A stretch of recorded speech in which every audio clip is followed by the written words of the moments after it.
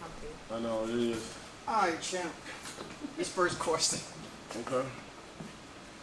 The shift, the move, and the American people supporting you came when you confronted, radio about To This Day. Mm-hmm. And you was defending what he said about 400 years.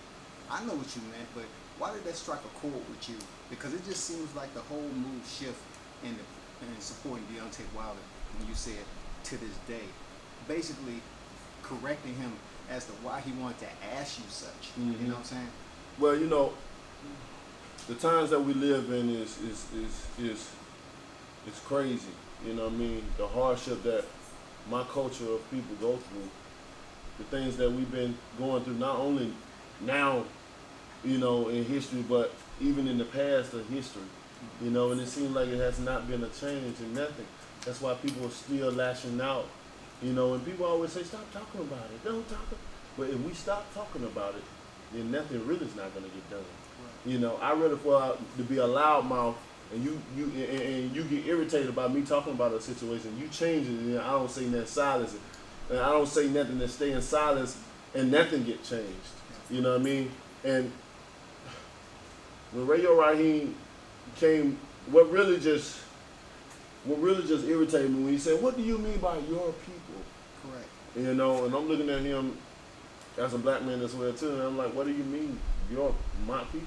Your people as well too?" Mm-hmm. Unless my eyes is playing game on me, and you're not who I think you are.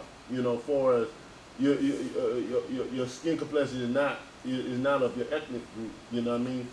And that just irked my nerve. You know what I mean? Because Fury talking about his people 200 years. I'm like, bro, we 200 more years on you. And I always go back and just think about, like, as people, what have we done so wrong to deserve so much? Heartache, sorrow, your pain, suffering, deaths, lynching. I went to the museum in Birmingham, and my eyes was amazed. My heart dropped to my stomach to see so many people.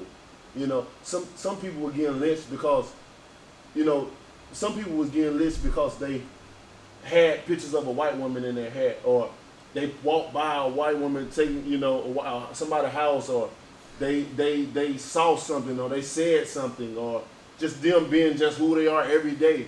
Just petty situations of getting lynched. And I'm like, it's just amazing to me. It's like, what? I just want to know that. And this is the question. These are the things that fumes up in me when I talk about these situations. And I speak with passion, and people know that. I speak with passion, and that's what releases out of me. And when I said that, many people around the world felt what I said. To this day! To this day! To this day! And when I said it with conviction, they felt that. And they still feel it to this day. Everywhere I go, no matter it's in the airport or on the roads or whatever, people make sure they come out.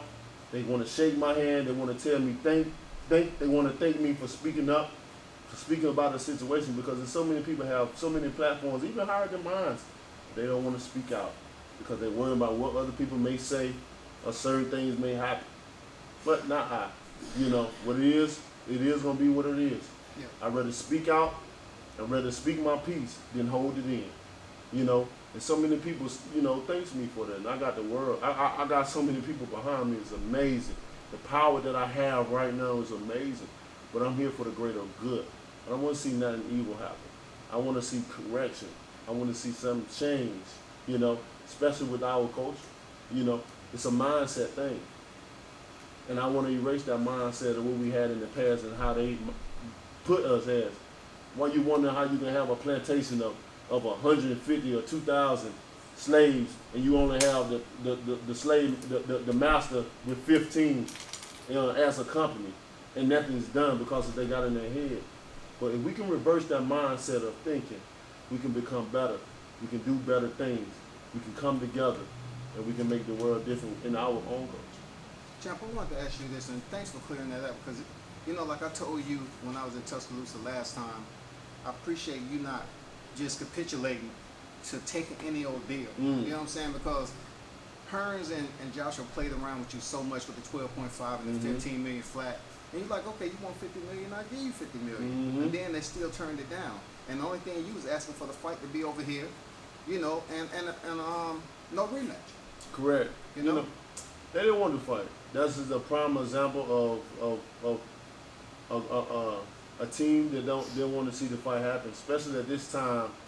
You know, they just didn't want it.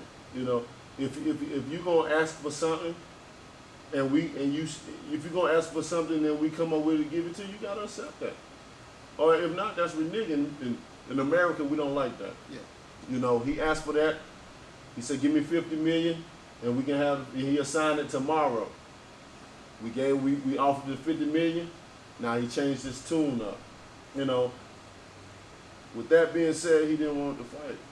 True. Like you said, they played around with us for 4 months, and you don't do someone that's so serious. You know, if you think you can win, you think you do all that. I was willing to come to his country for that as well. Yep. You know, we're just not in the business of playing around, and we had to move on. But moving on, my career has blossomed. It has gotten even bigger. My profile has raised even higher. And while these guys are still staying at the same level, I'm rising each and every day. You know, it's amazing what have happened to my life. The tables have turned. You know, and I'm happy right now. I'm happy to be an American heavyweight. I'm happy with what's going on, and soon there will be one champion, one face, one name. There will be an undefeated champion one day soon, and you know it's gonna take a little time, but you know we all have patience. You know you have to have patience, and I can't wait. Hey, I thank you for you know, just touching bases with that. Last question, Deontay. Going in there after Breazeale, I see you defeating Breazeale. I don't even think he's going to go past. I don't give or take 4th or 5th round. I don't see him as a much tougher opponent than King Kong Ortiz. Nobody want to fight him but you. When it comes to defeating Dominic Breazeale, like you was asked earlier, do you think it's going to be Fury next? Do you think somehow, some way, somebody's going to come out the blue? I know they keep putting Dillian White your way, like that's the next challenger to lift the WBC belt. I mean, who do you see that's going to be in that equation? To be honest, I really don't know. You know what I mean? In boxing, it's a weird business. You know what I mean? It's a strange business. You know, in boxing, nothing is impossible, but things change up like the weather. You know what I mean? In 1 minute you can have it one way, and then the next minute in the same sentence, it can all just go away. It can all go another path, another situation. You know, we've seen that in my situation with Fury. He wanted a rematch. I mean, we wanted to do the rematch because everybody else, because of the controversy of the fight. Yeah. And he acted like he wanted it until he got that contract in his face, and then they didn't want it. Everybody thought the rematch was on. Why are they giving these Because fighters that's not earning it, though? What's that?